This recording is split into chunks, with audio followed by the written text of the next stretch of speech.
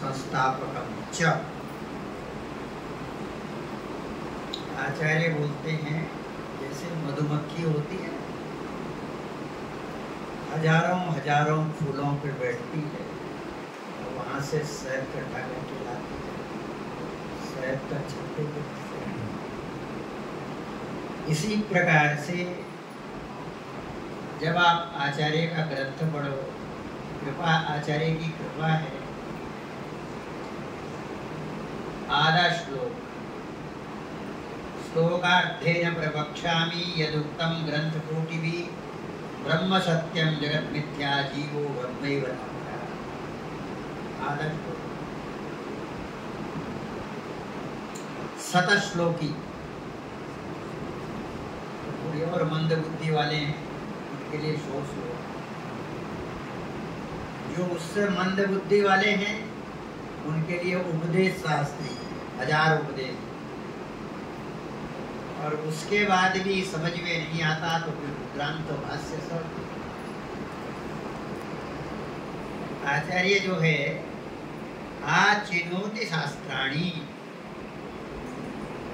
सब शास्त्रों का आरूढ़न करते हैं। सामान्य व्यक्ति नहीं है। आप लोग पाठ करते हो, शंकरम शंकराचार्यम बोलते हैं। भगवान जो शंकर हैं वही शंकराचार्य। केशवम बादरायणम, बादरायण में व्यास, और भगवान विष्णु जो हैं वो व्यास हैं। तो भगवान विष्णु ने व्यास बन करके जो लिखा, भगवान शंकर ने शंकराचार्य बन करके उसका अर्थ किया।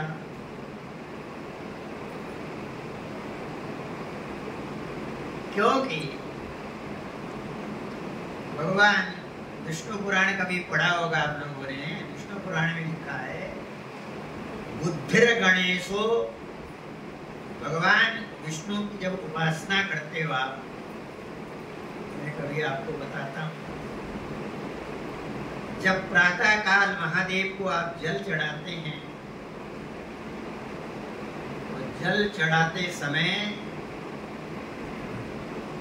महिमन का जो 26 नंबर का श्लोक है उसको बोलना चाहिए। क्या है वो, और याद है?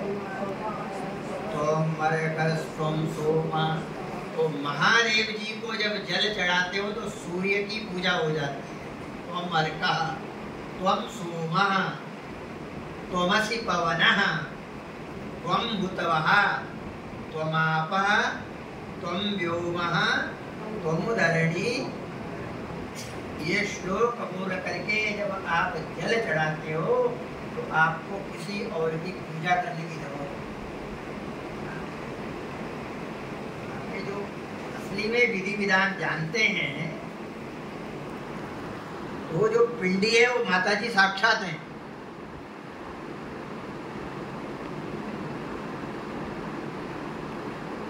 भगवान विष्णु कहते हैं मेरी बुद्धि का नाम गणेश है,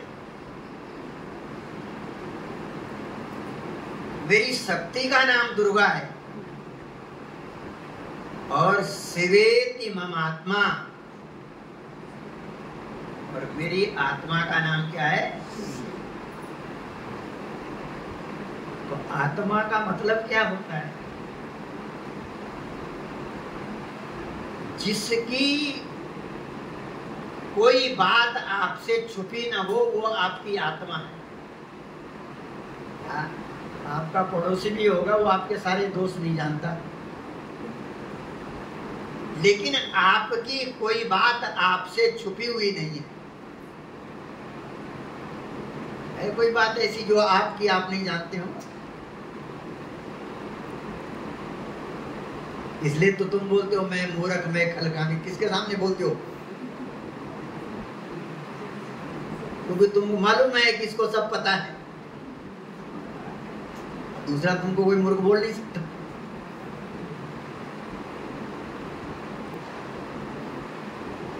शिवेति ममात्मा, भगवान विष्णु कहते हैं शिव जो है आत्मा है। शिव का अर्थ हो गया जो परम वैष्णव है। भागवत जी में लिखा है निम्नगानां यथा गंगा देवानां अच्युतो यथा वैष्णवानां यथा शंभो पुराणानां इदं तथा। नदियों में जैसे भगवती गंगा श्रेष्ठ है, निम्नगानां यथा गंगा देवानां अच्युतो यथा वैष्णवानां यथा शंभो। क्योंकि परम वैष्णव क्यों है? क्योंकि वो भगवान विष्णु के स्वरूप की आत्मा है। तो इसलिए बोलते हैं शंकरम शंकराचार्यम केशवम बादरायणम। भगवान विष्णु ने व्यास बन करके इतनी कठिन भाषा का प्रयोग किया। यदि शंकराचार्य न होते तो ब्रह्म सूत्र कोई समझ नहीं सकता। उपनिषदों का इतना गहरा अर्थ है और समझा वही सकता है जो समझा हुआ है ना। देखो आजकल तो बड़ा मुश्किल है कि गली गली में समझाने वाले हैं। किसी ने कहा यूं तो हमने भी खूब दिल बहलाया है, जो खुद ना समझे दूसरों को खूब समझाया है। वही समझा रहे हैं जो दूसरा, जो स्वयं नहीं समझे वो दूसरे को समझा रहे हैं।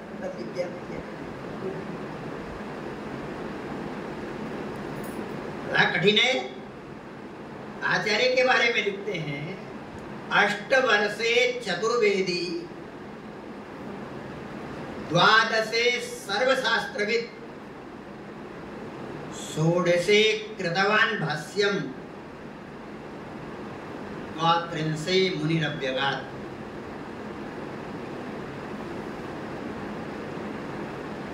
8 वर्ष में चारों वेदों का अध्ययन कर लिया।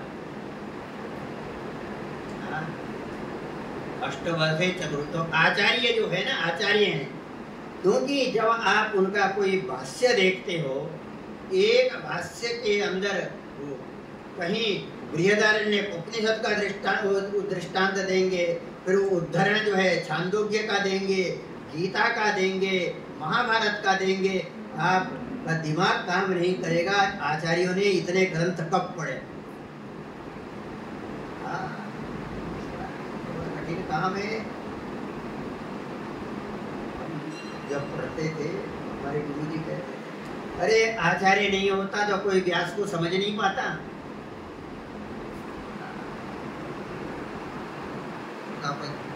प्रकांड पांडित्य देख लीजिए। भाषा भी भाष्यकार के ऊपर हमारे समाज में सबसे बड़े विद्वान एक हो गए, उनका नाम था वाचस्पति मिश्र। उन्होंने षड्दर्शन के ऊपर टीका लिखी है। षड्दर्शन के ऊपर टीका लिखी है। अंतिम टीका उन्होंने भामती लिखी है ब्रह्मसूत्र के ऊपर।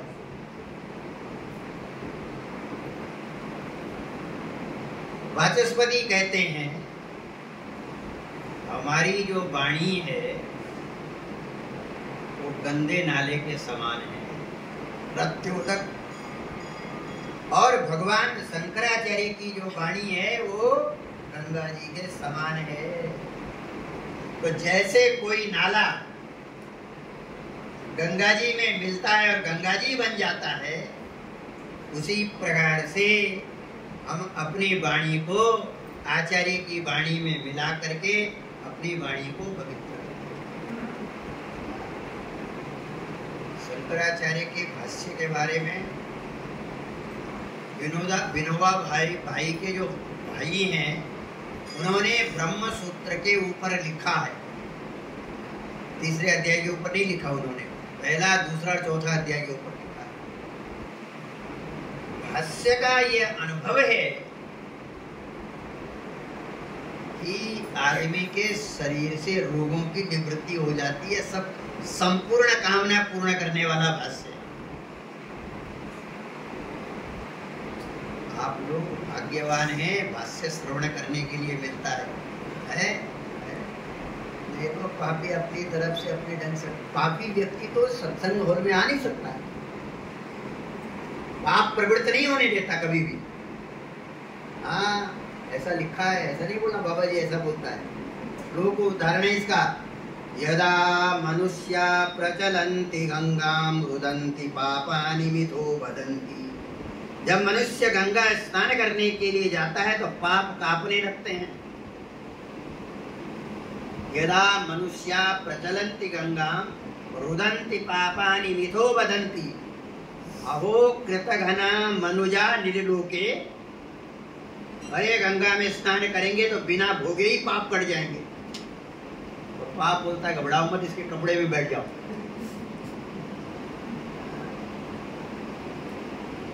लेकिन जब आदमी सत्संग में जाता है,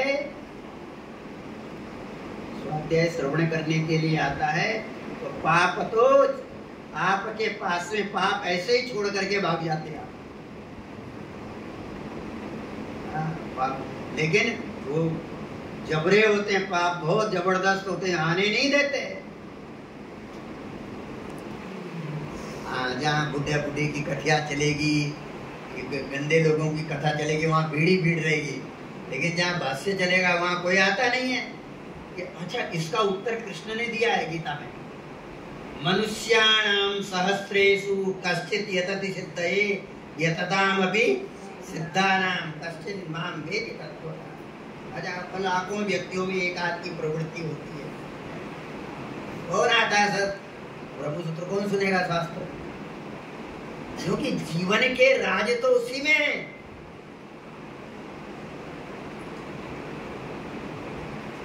इसलिए उसको बोलते हैं आचार्य। आचार्य बोलते हैं, आचार्य हो गया शंकरम शंकराचार्यम केशवम बादरायण सूत्र भाष्य कृतो बंधे। सूत्र मैंने ब्रह्म सूत्र, भाष्य मैंने उसका भाष्य, ये हो गया।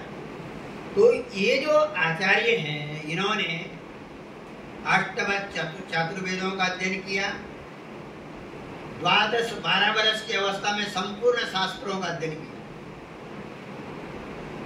16 कृतवान भाष्यम, 16 वर्ष की अवस्था में भाष्य लिखा। भाष्य भी देखो आप कैसा है। जब वाचस्पति जैसा पंडित ये कहता हो, उस समय वाचस्पति जो है भगवान शंकराचार्य के 400 वर्ष बाद हुए।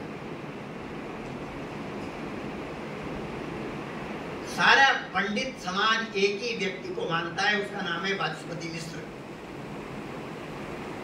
कुछ लोग कहते हैं बंडर मिश्र के ही अवतार को बोलते हैं, लेकिन वो प्रमाणिक बात नहीं है, लेकिन मानते हैं। उनका ऐसा प्रकांड पांडित्य जो है ना, बड़ा बड़ा कठिन काम है। जिस आदमी ने शादी के कितने वर्षों बाद भी अपनी स्त्री का मुंह न देखा,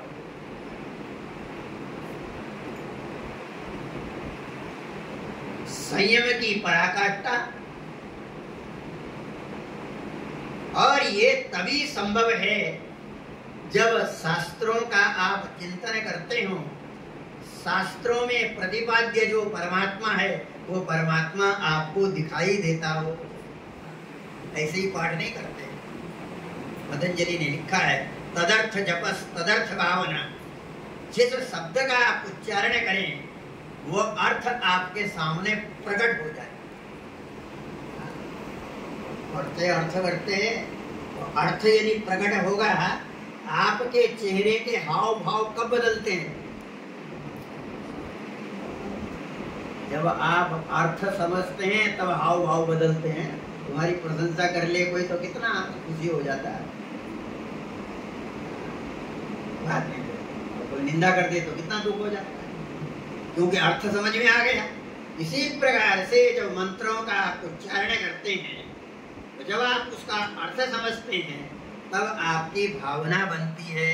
ऐसे मैंने बताया, आप भगवान को जल चढ़ा रहे हैं, भावना करिए इसमें सूर्य देवता बैठा हुआ है, चंद्रमा बैठा हुआ है, अग्नि है उसके अंदर, वायु है उसके अंदर, आकाश है उसके अंदर। आप जब भावना करते हो, सब भावनायाम विद्यते देवा, देवता तो भावना में ही बैठे हुए हैं। मुख्य तो यही है, सब 5 भूति महादेवता है, और कौन है उसके अलावा। तो इसलिए जो आचार्य हैं, आचार्यों ने बड़ी कृपा करके और उसके लिए वाचस्पति ने कह दिया कि इतने बड़े आचार्य हैं जिन्होंने और करुणा करके। दूसरी बात क्या होती है, आचार्य का स्वयं कोई प्रयोजन नहीं है, और जो सम्माननीय हैं उनको उन्होंने सम्मान दिया। भगवान शंकराचार्य जी महाराज की विशेषता के जीवन की वाचस्पति ने लिखा है, भाष्यम प्रसन्नम गंभीरम। भाष्य प्रसन्न है और गंभीर भी है। ऐसा नहीं है कि जैसे अखबार की भाषा होती है ऐसी भाषा नहीं है। ब्रह्मसूत्र की भाषा पढ़ो तो प्रांजल भाषा है। युष्मद अस्मद प्रत्यगोचरयोः विषयी विषयिणो तम प्रकाशवद विरुद्ध स्वभाव। क्या भाषा की प्रांजलता देख लीजिए, और अर्थ उसमें कितना गहरा है। एक पंक्ति, एक महात्मा कहते थे, विद्वान थे वो, भाष्य में कोई एक शब्द यदि मिला दे तो पता लग जाता है इसमें कुछ मिलावट है। आचार्य जो लिखते हैं उनका तोल मोल सब बहुत विचार पूर्वक किसी शब्द का प्रयोग करते हैं। उन आचार्यों की कृपा यदि मनुष्य के ऊपर हो जाए तो मनुष्य उस तत्व को समझे, एक बात। दूसरी बात है, यदि भगवान शंकराचार्य के परिश्रम के बारे में आप विचार करो तो इतना परिश्रम कोई कर नहीं सकता।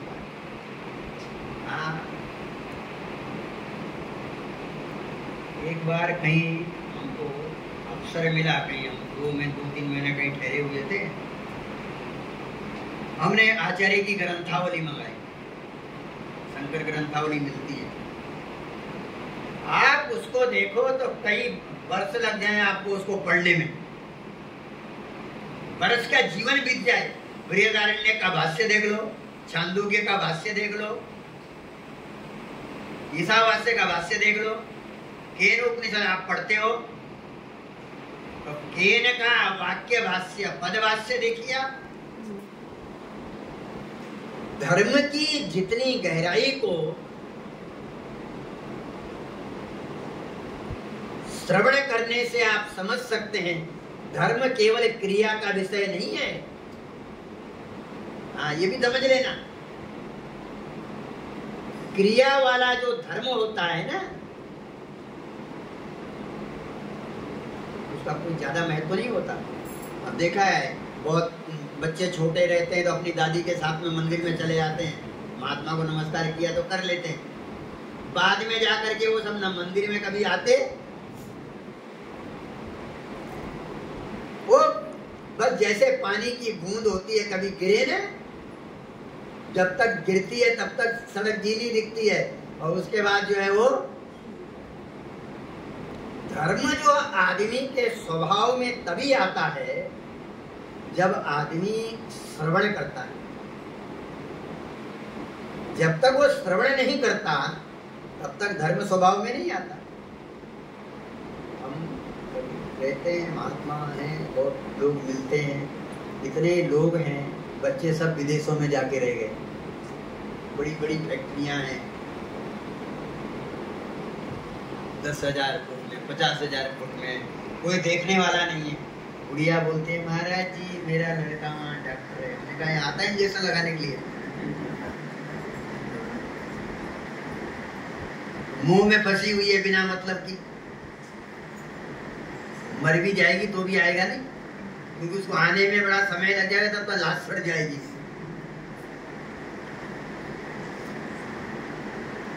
भगवान शंकराचार्य के जीवन से एक बड़ी विशेषता ये मिली, जिंदगी में कभी पीछे मुड़ करके नहीं देखा। जो समय बीत जाता है वो कभी लौट करके, इसलिए हमेशा कहीं भी बैठो शास्त्र का अवलोकन करते रहो। भगवान की कृपा हो, ऐसे स्थान मिले जहाँ शास्त्रों का चिंतन होता हो, शास्त्रों का मनन होता हो, जरूर उसके लिए समय निकालना चाहिए। बात बाकी तो ये सब लड़ुआ वाली दुनिया है, तो कुछ इसमें कुछ रखा नहीं है, दम कुछ होता नहीं है। मरते समय भावना नहीं बन पाती। भावना तो तभी बन पाती है जब आप अर्थ समझते हैं। इसलिए आचार्य की कृपा, जब आचार्य वहां से निकले, फिर नर्मदा के किनारे आचार्य आए। और आचार्य के गुरु कौन है मालूम है? गोविंद भगवत पादाचार्य हो। और उनके जो आचार्य हैं वो हैं गौड़पादाचार्य, इन्होंने मांडुक्यकारिका लिखी है। भगवान शंकराचार्य जी महाराज, उनके अंदर जब आप साधना करते हो तो साधना का मतलब क्या है? आप अपने अंदर की शक्ति को जगाते हो। ईश्वर के वचन पे विश्वास करते हो कि नहीं करते हो? क्या वचन है भगवान का? ईश्वरः सर्वभूतानां हृदयदेशे अर्जुन तिष्ठति। ईश्वर कहाँ है? तो प्रत्येक प्राणी के हृदय के अंदर आचार्य ने साधना करके अपने हृदय के अंदर के ईश्वर को जगाया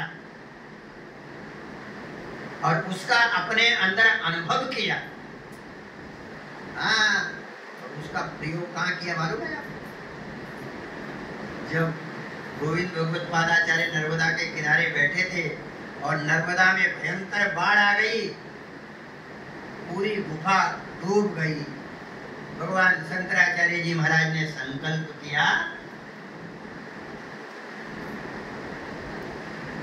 और जैसे ही संकल्प किया, संपूर्ण नर्मदा को उन्होंने अपने कमंडल में भर दिया। प्रार्थना भी स्वीकार उसी की होती है जिसमें कुछ सामर्थ्य हो। भगवान शंकराचार्य जी महाराज ने और स्वार्थ के लिए साधना का उपयोग नहीं करते, सिद्धि का उपयोग स्वार्थ के लिए नहीं करते। पूरी नर्मदा उन्होंने अपने कमंडल में भर दिया। जीवन में साधना। फिर उसके बाद भाष्य लिखा हो। भाष्य कहाँ लिखा मालूम है?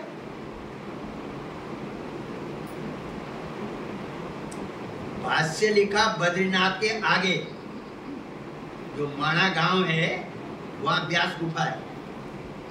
आज से 1250 वर्ष पहले बद्रीनाथ के आगे जाना आज भी आदमी नहीं जा सकता। और फिर वहां जाकर के भोजपत्र पे भाष्य लिखना कठिन काम है। और साक्षात भगवान वेदव्यास ने आचार्य को दर्शन दिए।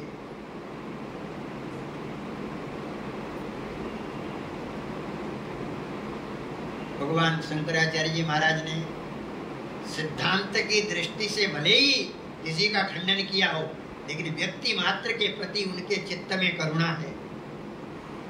अंतिम में भगवान शंकराचार्य जी महाराज कुमारिल भट्ट से मिलते हैं, जो अपना प्रायश्चित कर रहे थे।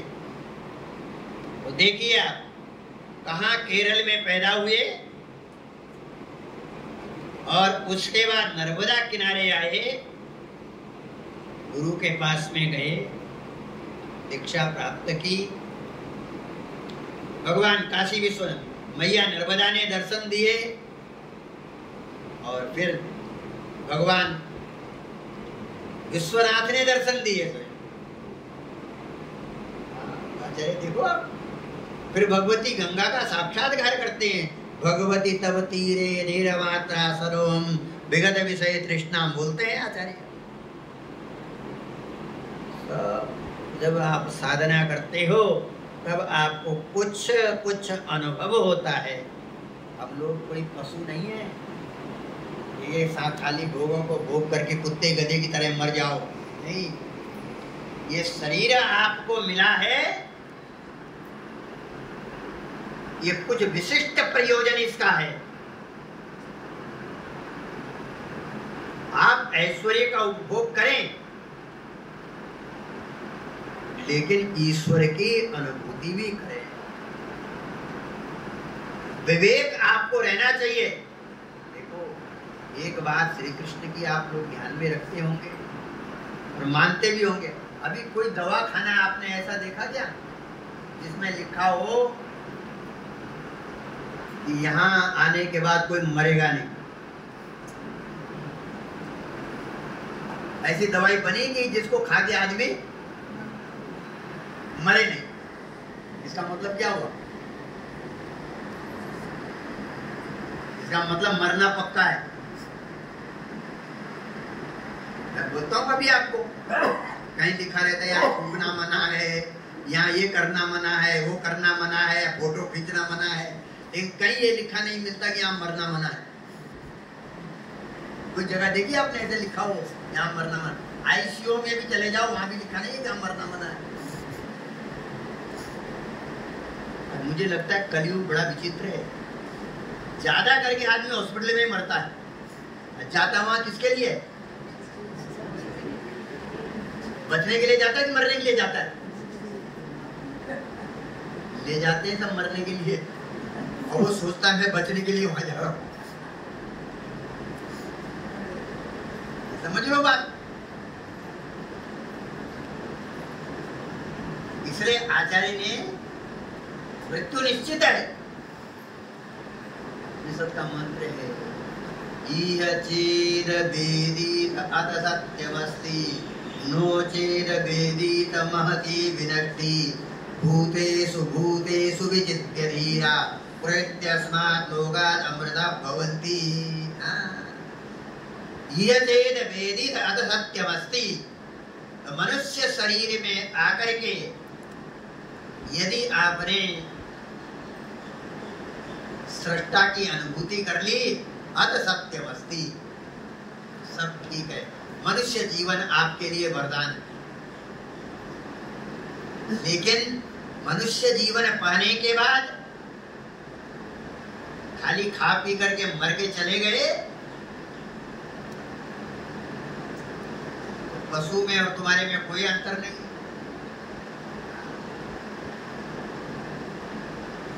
कर्म के सिद्धांत के अंदर एक सिद्धांत कर्म का है, जो आप देते हो आपको मिलता है। बस आपका क्या है जो आपने दे दिया,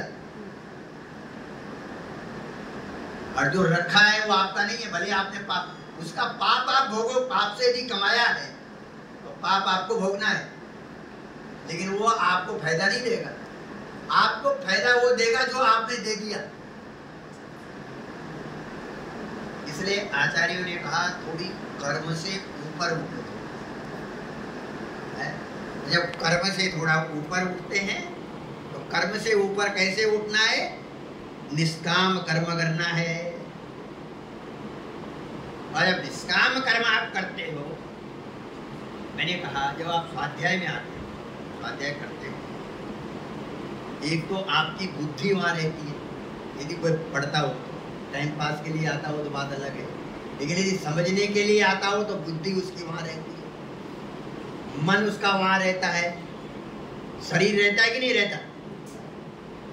तो शरीर, मन और बुद्धि जब एक साथ में रहते हैं तब आदमी की समाधि लगती है। दूसरी चीजों का चिंतन नहीं होता। तितिक्षा हो जाती है, इतनी गर्मी में बैठे। इसका नाम साधना है। तो आचार्य ने कर्म का उपयोग जो है वो आपके, जब निष्काम कर्म करोगे तो वही कर्म जो है आपकी चित्त शुद्धि का कारण बन जाएगा। निष्काम भाव से करो तो आपकी चित्त शुद्धि। भगवान ने कहा गीता में, नेहा विक्रम नाशोस्ति प्रत्यवायो न विद्यते स्वल्पम अप्यस्य धर्मस्य त्रायते महतो भयात्। बड़े से बड़े भय से आपको मुक्त कर देता है। अच्छा, पाप क्षय हो गए। पाप क्षय होने के बाद चित्त जो है वो एकाग्र होने लगता है। जब तक पाप क्षय नहीं होते तब तक चित्त एकाग्र नहीं होता। उसके लिए आचार्य ने बड़ी उपासनाएं बताई और आचार्य ने कर्तव्य भी बताया। देखो, आप लोगों ने सुना होगा, जब आचार्य की माँ का शरीर शांत हुआ, वहां भगवान शंकराचार्य जी महाराज ने आकाश मार्ग से जाते हैं, आकाश मार्ग से जाते, और किसका दर्शन कराया? भगवान श्री कृष्ण का दर्शन कराते हैं। भजे ब्रजैकमण्डनं समस्त पाप खंडनं स्वभक्त चित्त रंजनं सदैव नंद। अपनी माँ को भगवान का दर्शन करा दिया। आजकल तो क्या होता है, कोई बूढ़ा आदमी बीमार हो गया, उसको हॉस्पिटल में डाल देते हैं और डॉक्टर साहब जितने हॉस्पिटल में बैठे हो वो उसके शरीर पर प्रयोग करते हैं। एक नली घुसाएगा, दूसरी नली घुसाएगा, वो बोलेगा भाई ऐसा है, पैसे की चिंता मत करना, पैसा बहुत है हमारे पास। तो डॉक्टर भी देखता बराबर बकरा फंस गया। हाँ। वृद्धों की सेवा करो। वहां हॉस्पिटल में डालने से कोई ठीक नहीं होता। और भगवत चिंतन करो, भगवत श्रवण करो, जो ईश्वर का चिंतन मनन करोगे। ये आचार्य ने बता, तभी तो स्वामी जी बता रहे थे। आचार्य अंतिम में फिर उत्तर की तरफ चले गए, उत्तर की तरफ। पहले नियम होता था। रघुवंश में कालिदास लिखते हैं, सही सभी व्यस्त विद्यानाम यौवने विशेषिणाम वार्धके मुनिवृत्तिनाम योगेन अन्ते तनुत्यजाम। योग के द्वारा अंतिम में अपने शरीर का परित्याग कर देते थे, क्योंकि ये तो निश्चित है शरीर का त्याग तो और नहीं है। इसको कितना पकड़ के रखो, तो रहने वाला ये है नहीं। लेकिन इसके द्वारा जो ईश्वर की अनुभूति करनी है, वो अनुभूति का ये साधन है। इसलिए प्रातःकाल उठ करके कम से कम प्रातःकाल उठिए। समय मिलता है तो स्वाध्याय में जरूर आइए। स्वाध्याय में समय नहीं मिलता तो प्रवचन के लिए समय निकालना, क्योंकि यही आपकी संपदा है। आप अपने लिए जो कमाते हो वो यहीं पे कमाते हो। बाद बाकी जितना कमाया उसके ऊपर दूसरे की दृष्टि है। हाँ, ये समझ लेना बात। और तुम भी होशियार हो। तुमने देखा क्या तुम्हारा बाप मरा, क्या कुछ लेके गया क्या? लेके गया क्या? यहाँ भगवान ने ऐसा सिस्टम बनाया, जैसा आया वैसा जाना है। अपनी मम्मी से पूछ लेना कि हम जब पैदा हुए तो क्या लेके आए। बस जैसे आए थे वैसा ही। बीच में अपनी दुर्गति के कारण स्वयं मत बनो। भगवान ने गीता में कहा, आत्मेव ह्यात्मनो बंधु आत्मेव रिपुरात्मना। आप स्वयं अपने दुश्मन मत बनो। अपने दुश्मन का मतलब क्या हो गया? अपने दुश्मन का मतलब हो गया अगले जन्म में तुमको सींग पूंछ वाले मम्मी डैडी मिल गए तो क्या करोगे? वही अपना शत्रु है। कौन है? तो थोड़ी तुम्हारी बहू तुम्हारी को रोटी देगी, पूंछ वाले बन के आओ तो देगा क्या वो रोटी? पूछने वाले हैं, घर में घुसने नहीं देगा कोई। तुम भले उसको पहचानो, वो नहीं पहचान। पहचान भी जाए तो पहचानने वाली नहीं है। ध्यान रखना। इसलिए बोलते हैं ईयचेन वेदीत अथ सत्यमस्ति। आचार्यों ने अपने जीवन के अंदर जो बहुत समझदार लोग हैं उनको तो आधा श्लोक में बता दिया, जो और थोड़ी बहुत संसार में उलझे हुए हैं 100 श्लोक बता दिया, उसके बाद उपदेश शास्त्री बता दिया, उसके बाद भाष्य बता दिया।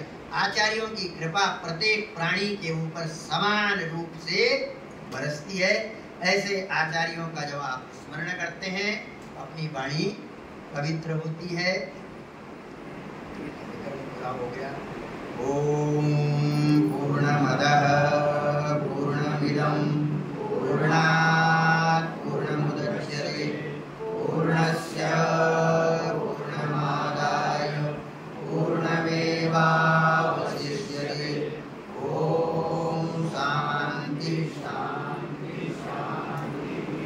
शंकरं शंकराचार्यं केशवं बादरायणं सूत्रभाष्य कृतौ वन्दे भगवन्तो ईश्वरो